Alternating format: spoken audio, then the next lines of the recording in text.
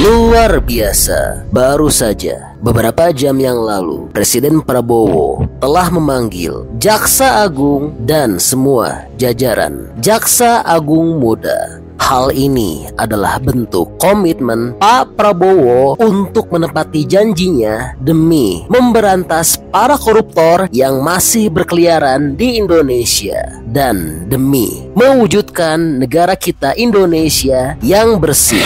Dalam pertemuan ini ada dua hal yang telah ditekankan untuk segera diselesaikan. Yang pertama adalah tentu pemberantasan korupsi dan yang kedua adalah penanganan perizinan ilegal, karena keduanya sangat merugikan negara dan sangat menghambat pembangunan nasional. Dalam pertemuan tersebut disebutkan Pak Prabowo telah menyampaikan komitmennya untuk memperkuat penegakan hukum, terutama dalam mengatasi praktik-praktik korupsi yang sering terjadi di sektor perizinan. Pak Prabowo telah menilai bahwa perizinan yang tidak sah merupakan salah satu celah yang sering dimanfaatkan untuk kepentingan pribadi maupun kelompok tertentu, sehingga berdampak pada kerugian negara. Selain itu, Pak Prabowo juga telah memberikan arahan agar kejaksaan mempercepat proses penyidikan dan penindakan terhadap praktik perizinan ilegal tersebut. Pak Prabowo juga telah menekankan pentingnya memperkuat sistem pengawasan di instansi pemerintah agar proses perizinan dapat berjalan transparan dan sesuai dengan aturan yang berlaku.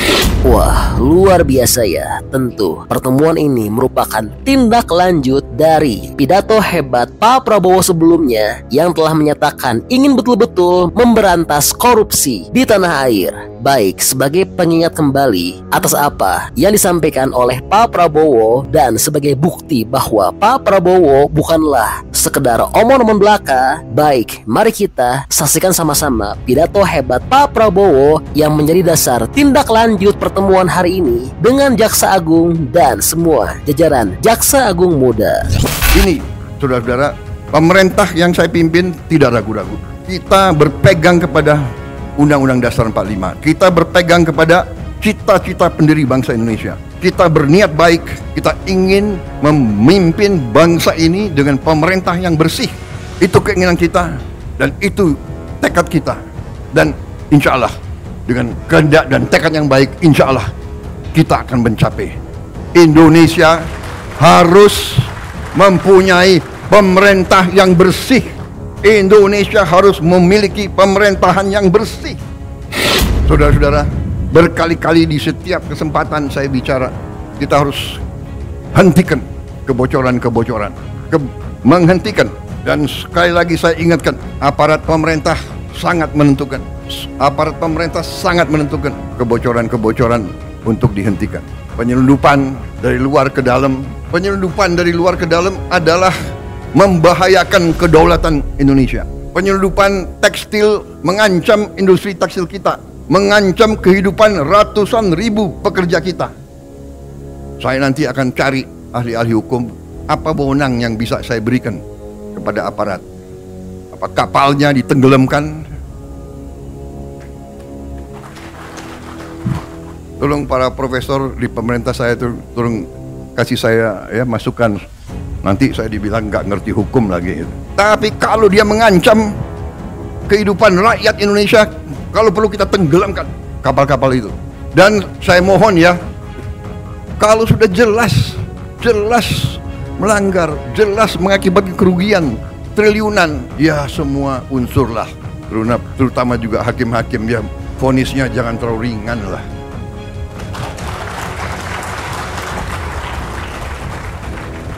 Nanti dibilang Prabowo nggak ngerti hukum lagi. Tapi rakyat pun ngerti. Rakyat di pinggir jalan ngerti. Ngerampok triliunan, kalau triliunan, ratusan triliun, vonisnya sekian tahun. Nanti jangan-jangan di penjara pakai AC, punya kulkas, pakai TV.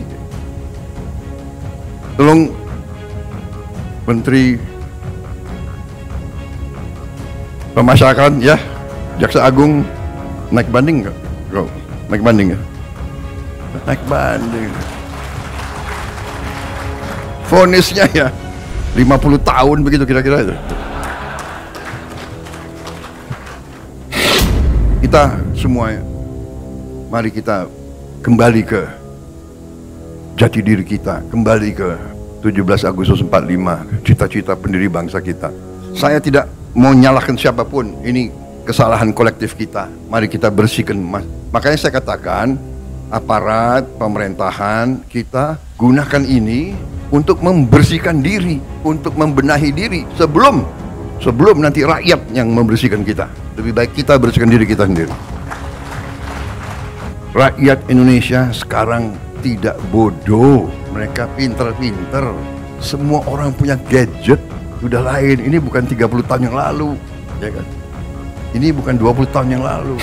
Dan untuk seluruh aparat, seluruh eselon, ya, budaya markup, budaya penggelembungan proyek dan anggaran itu adalah korupsi. Saya ulangi, penggelembungan markup barang atau proyek itu adalah merampok uang rakyat.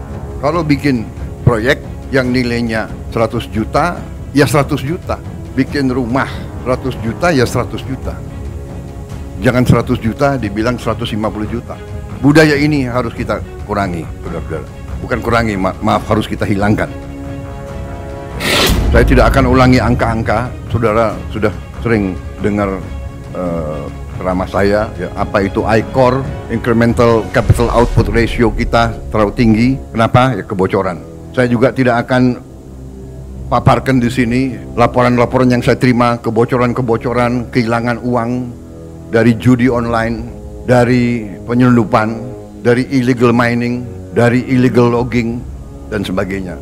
Tidak dalam kesempatan ini, tapi pada kesempatan lain, kalau perlu, di sidang kabinet sudah saya paparkan, nanti khusus mungkin bupati dan gubernur saya undang khusus. Bukan saya apa-apa, saya tidak mau menurunkan moral daripada anak-anak muda kita. Tapi rakyat harus yakin, harus bertekad bahwa kita sekarang ingin melaksanakan pembangunan nasional dengan mengurangi segala bentuk kebocoran, manipulasi, markup, akal-akalan, dan sebagainya. Dan ini membutuhkan kerjasama semua pihak, yudikatif, legislatif, pemerintahan, aparat.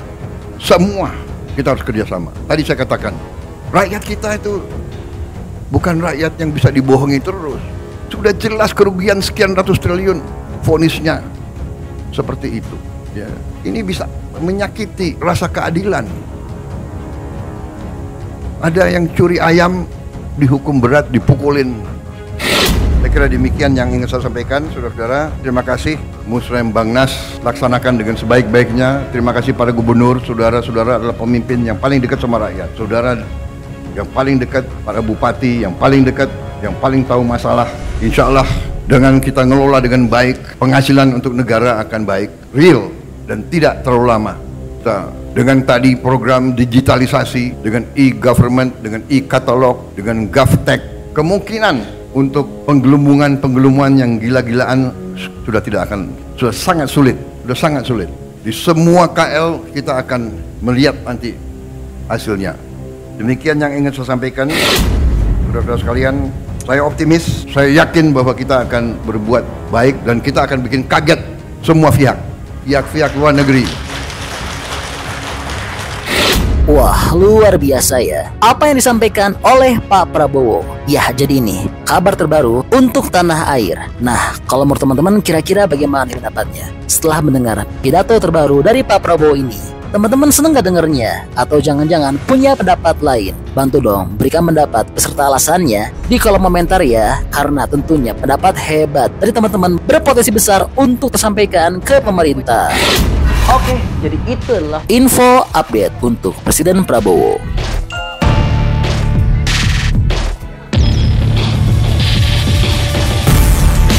Oke, masih banyak menonton, jangan lupa untuk di like dan di share video ini. Jangan lupa juga bantu untuk subscribe ya. Oke, stay tune at my channel. See you next video.